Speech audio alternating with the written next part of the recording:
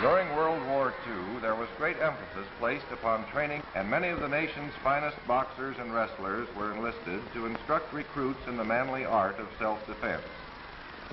For many years, police officers have been using this science in their everyday work, with the limitation of being required to apply only that degree of force necessary to subdue and restrain a suspect or risk the accusation of so-called police brutality. Our work is further complicated in that many of the suspects we will be called upon to subdue will be veterans of the war, trained in commando tactics, therefore familiar with and able to break the holds most commonly used. It is the purpose of this film to demonstrate not only restraining and defensive holds least apt to be broken, but also to point out the dangers of using the wrong tactics when meeting a trained and experienced suspect.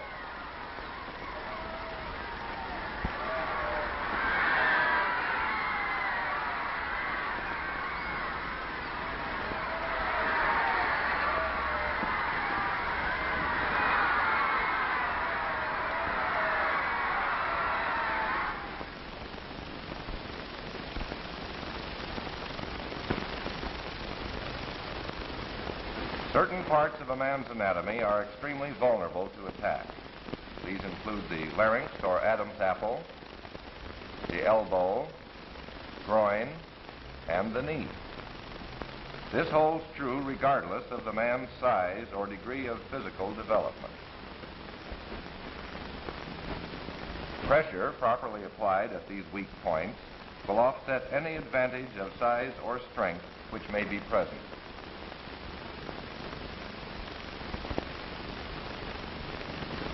A knowledge of these leverage principles is vital as the first fundamental of training in self-defense.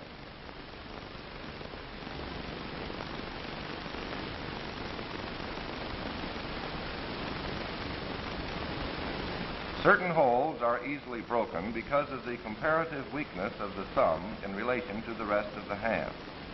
A turn of the wrist towards the thumb will always be effective in obtaining release from a one-handed grip. Where two-handed grips are used, it is only necessary to bring your other hand into play to apply additional leverage, always toward the opponent's thumb.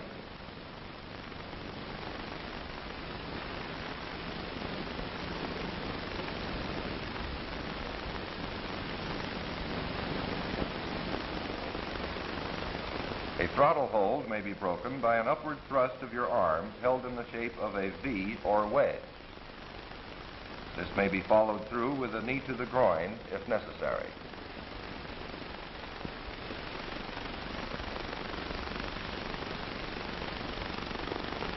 The approach of the officer to the suspect is all important. Here's what can happen when the officer uses a direct frontal approach.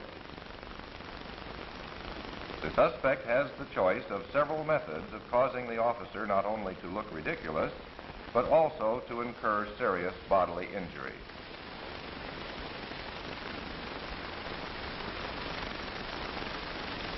As 95% of all men are right-handed, the correct approach is to step to the right side of the suspect prior to questioning him. The officer should then place his hand behind the suspect's elbow and grasp the material of his coat or other garment so as to be able to pull him off balance if any offensive action is attempted.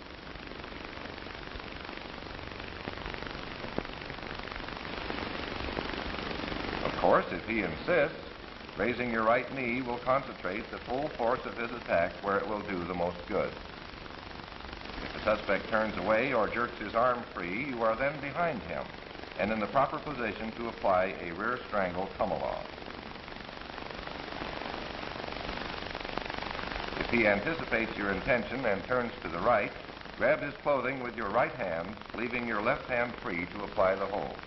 If the suspect seems cooperative, don't be carelessly caught off guard, as could happen here, by not watching his head and arms. In the proper method, the officer watches the suspect's arms for a tip-off of an offensive move. Then, if it comes, he is in a position to apply pressure behind the knees and throw his opponent to the ground.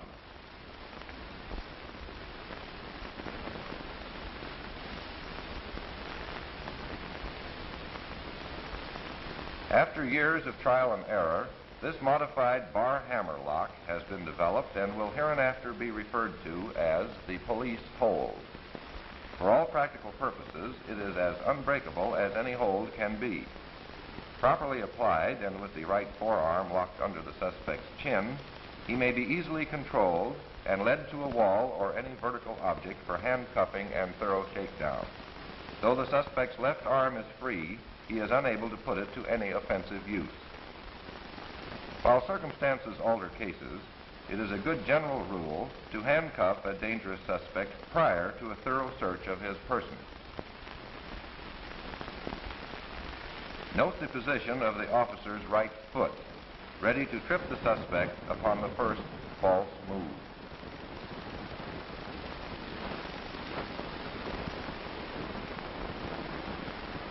An alternate method is to drop the suspect to the ground, engaging the vulnerable bend of his elbow with the right knee.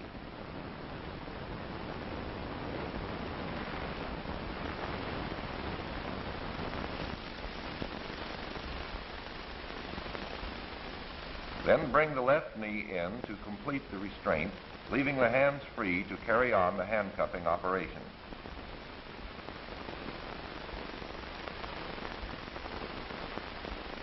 From the previously demonstrated rear strangle, the knee drop may be used to temporarily reduce the suspect's fighting ability to a minimum. As the officer follows through, he drops his right knee onto the suspect's lower ribs. Depending upon the force and rapidity of the fall, the suspect will be incapacitated for an indefinite period. From the rear of the suspect, you can easily drop him with a kick behind his knee. Continuing pressure on this vulnerable spot will increase his cooperation in the handcuffing operation by about 100%.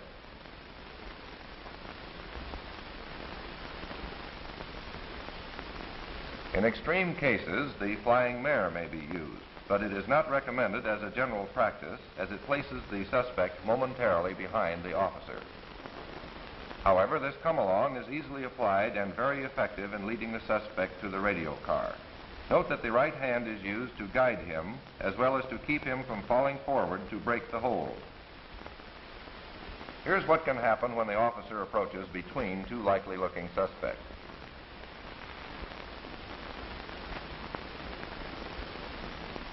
When an officer stops two persons for questioning, it is vital that he stay on the extreme right and keep the one man between him and the second suspect at all times.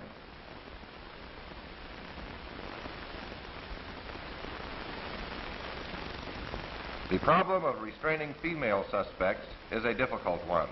What usually happens is something like this.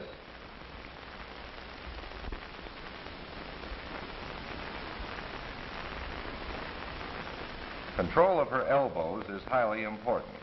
With those locked behind her back, she has no choice but to submit, if not gracefully.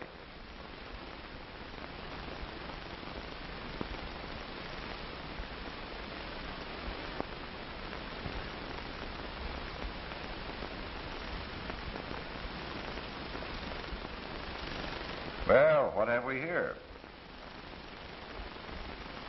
He seems cooperative enough, but the little lady has other plans.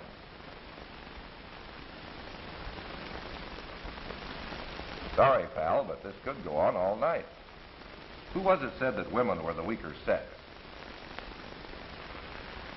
This hold leaves the officer's right hand free to ward off bites and scratches.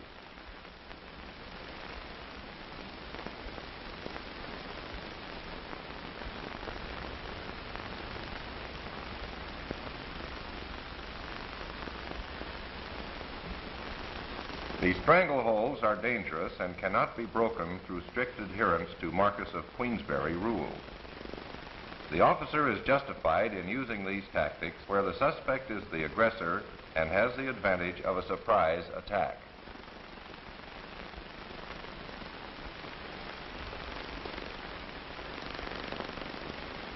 The same is true of the clumsy and easily broken bear hug.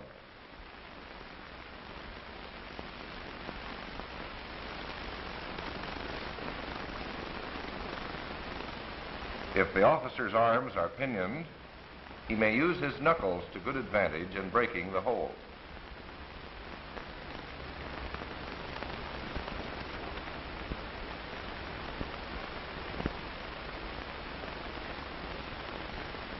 If his arms are free, he is able to use this alternate method, in all instances following through with the knee drop to the lower rib.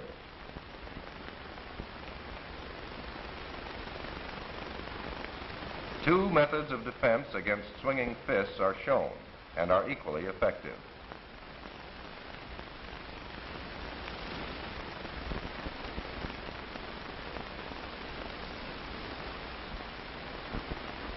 If the officer has been thrown to the ground, he should keep his feet between his body and the opponent, so as to be able to defend himself against a kick in this manner.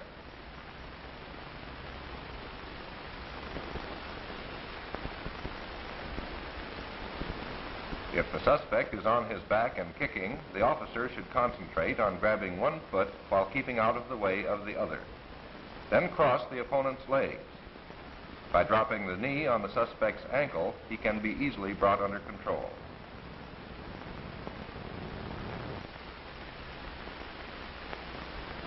If necessary to actually wrestle with the suspect, always lie with your body across his shoulders and at a 90-degree angle. Your weight plus the leverage of your body will prevent the suspect from turning under you, and your high position deprives him of the full use of his arms, allowing you to apply an arm-breaking hold. If the officer is on the bottom, his first move should be to get both hands free and together for additional leverage and twisting away from the hold.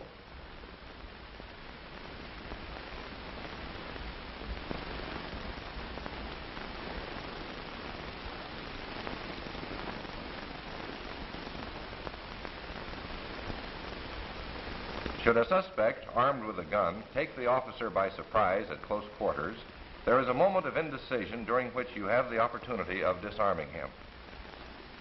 You have the advantage of selecting the exact instant in which to make your move.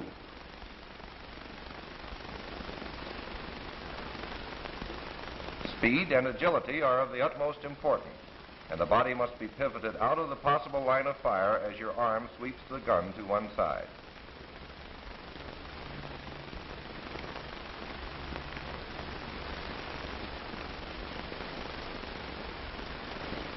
Do not telegraph your intention by any movement of your eyes or change of expression.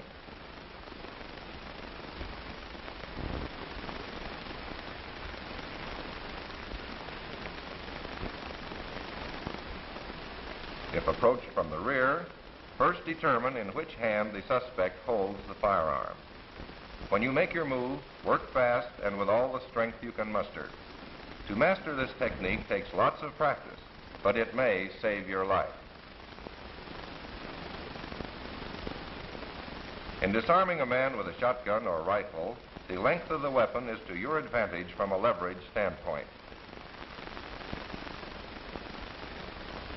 A quick reverse twist, followed by a step through and a full turn, will throw the suspect.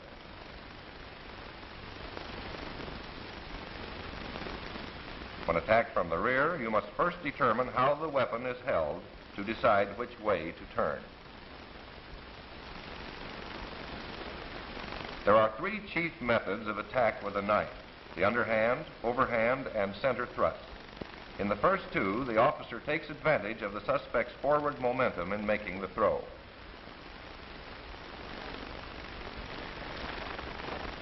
The center thrust is most dangerous, and this defense has been developed for it. This method provides the greatest area of possible contact with the suspect's attacking arm. The follow-through should be one continuous motion, rapidly executed.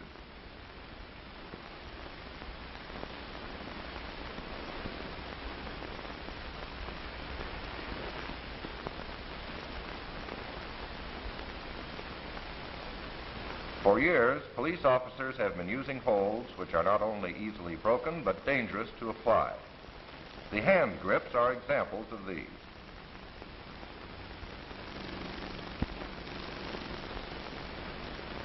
A smart opponent knows that his free hand may be used to break any hold of this type. The advantage lies with the officer only when he can apply two hands against one. In any contest of 2 against 2, the stronger pair will always win.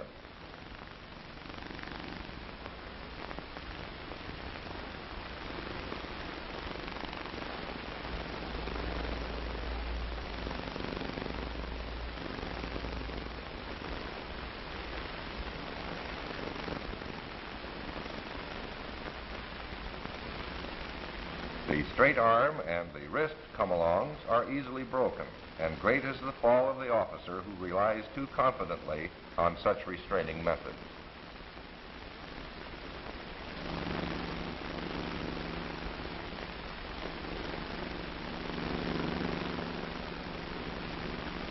These holds, improperly applied by an inexperienced officer, lay him wide open to successful counterattack by a clever suspect.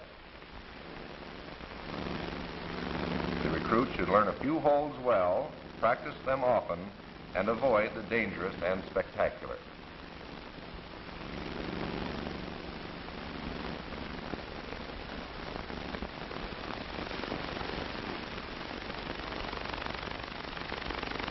The rear strangle is only effective when the suspect is held off balance with the free hand.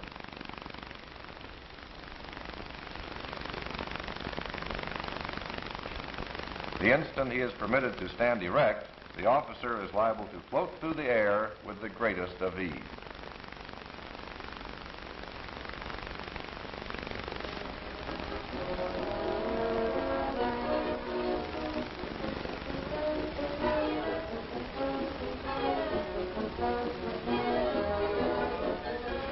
Here, a class of recruit officers learns the various holds and restraining methods outlined in this film. After the instructor's demonstration, each student practices the technique upon his teammate. As in any other phase of police work, practice makes perfect, and these officers will recall and use the fundamentals of self-defense and disarmament continually during their tours of duty in the field.